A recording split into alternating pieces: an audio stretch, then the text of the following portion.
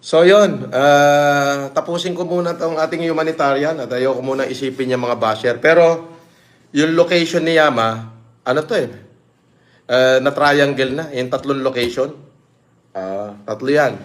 Pero na-triangle na lahat. Okay? So pagkatapos ito nung gagawin ko, susunod ko siya. Uunahin ko yung Food Genius. Makikita niyo. O message ko kay Food Genius, ikaw buha ka ng ina mo, hindi ka na kayang iligtas ng kahit na sino sa akin. Babasagin ko yung mukha mo.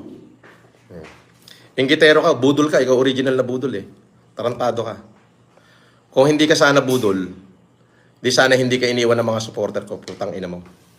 Diba? So bakit ka nila iniwan? Kasi nakita nila budol ka.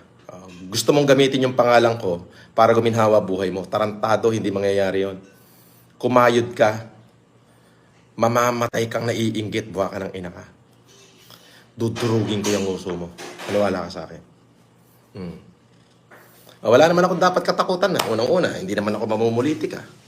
Pangalawa, kayo naman ang sumisira sa akin at wala namang isisira na. Yung mga ini-issue nyo, matagal ng issue yan. Oo. Di ba?